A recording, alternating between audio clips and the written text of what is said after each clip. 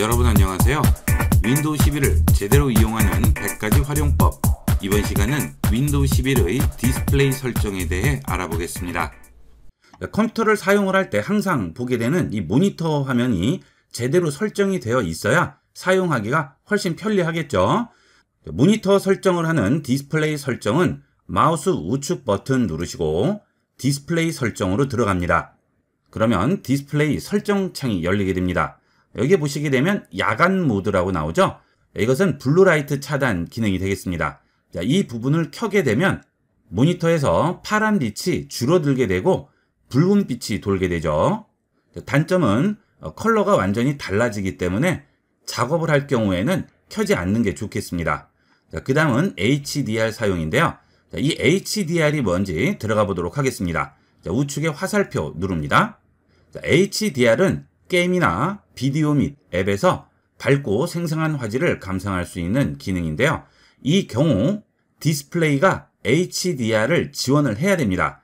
HDR을 지원하지 않는 디스플레이의 경우에는 HDR을 켜게 되면 오히려 화면이 어둡게 나오죠. 그리고 게임이나 비디오 소스 자체가 HDR을 지원을 해야 되겠죠. 자, HDR은 컴퓨터의 그래픽 카드, 모니터, 원 소스 자체가 모두 지원을 해야만 가능한 기능이기 때문에 아직까지는 이 HDR이 쓰임새가 많지가 않습니다. 일반적인 환경에서는 끄고 이용하시는 게 좋을 거예요. 자, 그 다음에 배율 및 레이아웃인데요. 이 부분이 제일 중요하죠. 여러분들이 컴퓨터를 이용하실 때 모니터에 이런 아이콘이나 글씨가 너무 작을 경우에 주로 이용하는 부분이 디스플레이 해상도 부분이 되겠습니다. 여기서 해상도를 낮춰서 좀 더 크게 보게 되는데요.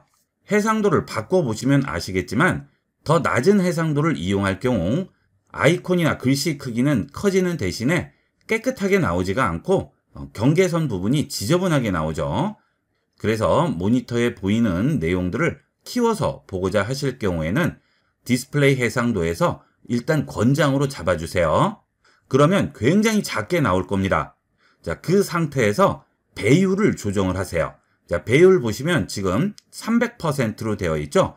저는 지금 강의 화면이기 때문에 여러분이 좀 더 크게 보셔야 되기 때문에 300%까지 확대를 해놨는데요.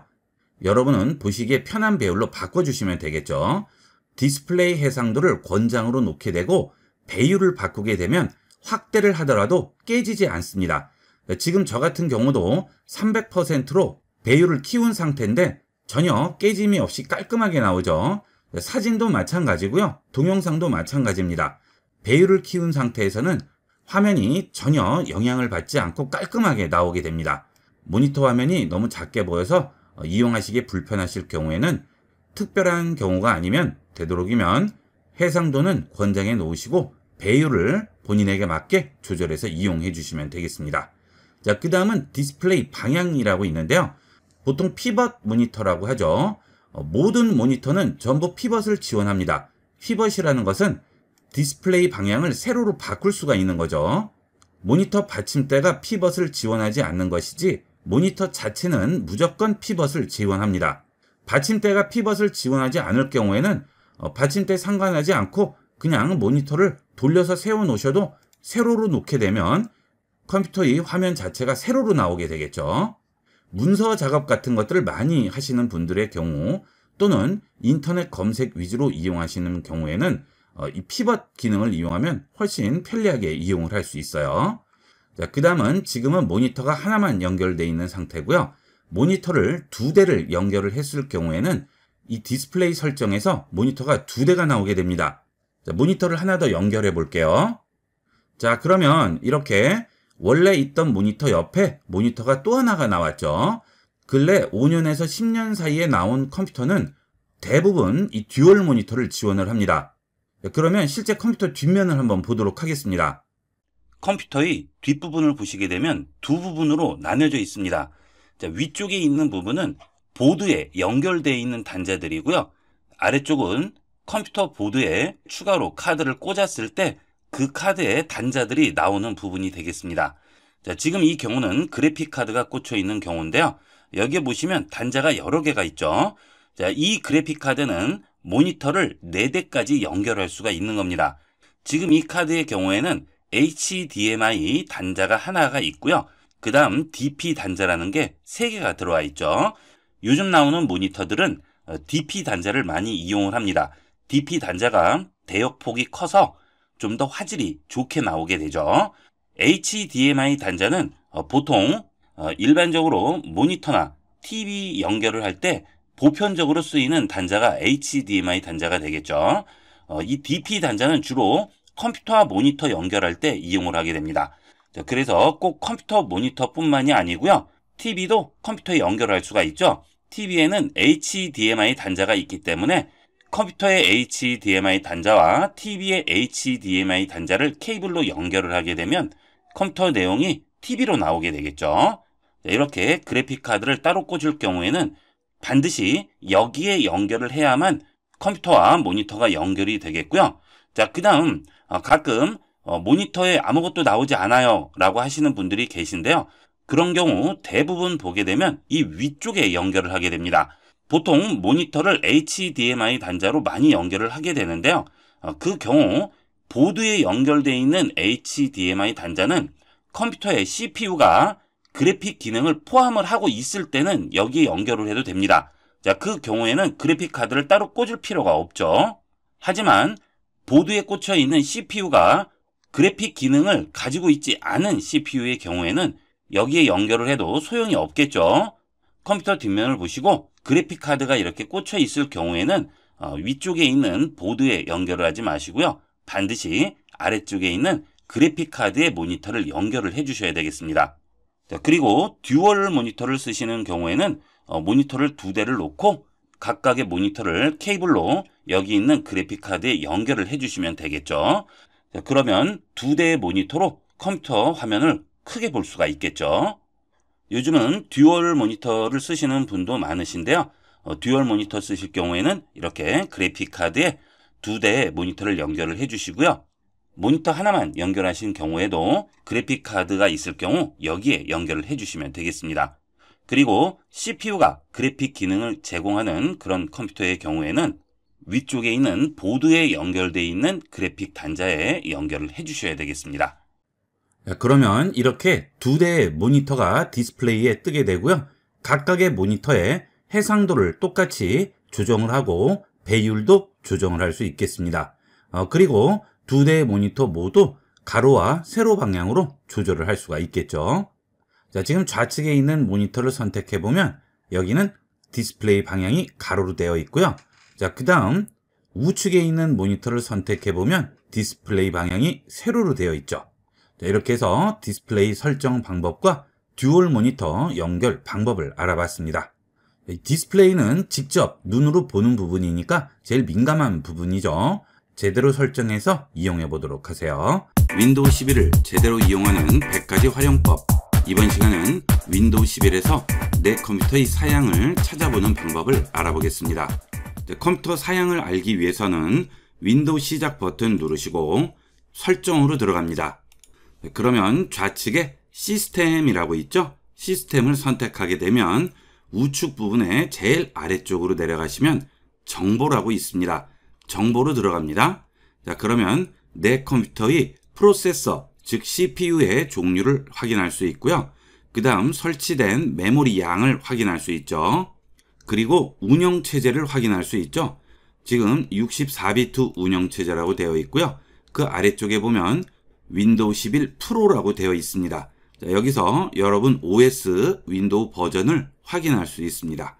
자, 지금 보신 시스템 정보에서 확인할 수 있는 것은 프로세서, 메모리, OS를 확인할 수 있고요. 자, 그 다음 그래픽 카드라든지 저장 공간이라든지 이런 것들은 더 아래로 내려가시게 되면 장치 관리자라고 있습니다. 자, 여기로 들어갑니다. 그러면 여러분 컴퓨터에 설치되어 있는 모든 장치들을 확인할 수 있습니다. 우선 디스플레이 어댑터 좌측에 있는 화살표를 누르시게 되면 여러분 그래픽 카드를 확인할 수 있겠죠.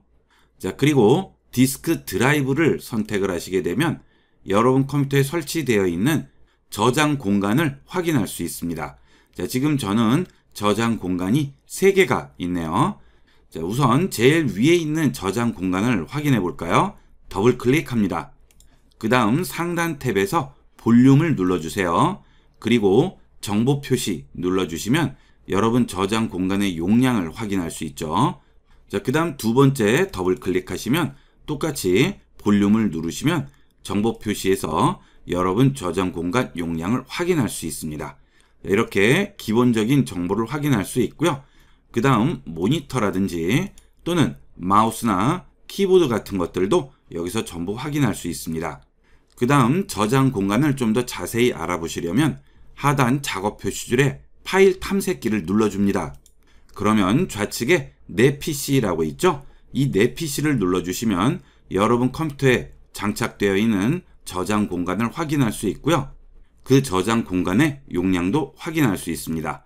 자, 그 다음 상단에 보시면 이름, 종류, 전체 크기, 사용 가능한 이라고 나오죠.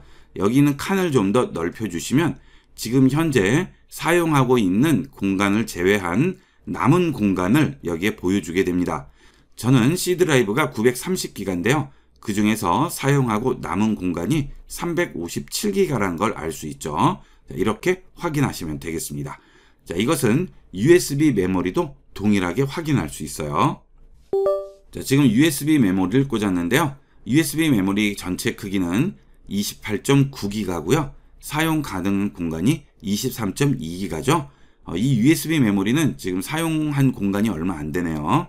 자, 이렇게 내 컴퓨터의 전반적인 사양을 간단하게 확인할 수 있습니다. 이렇게 해서 이번 시간은 내 컴퓨터의 기본적인 사양들을 확인하는 방법을 알아봤습니다. 이번 시간은 여기까지 하도록 하겠습니다. 감사합니다.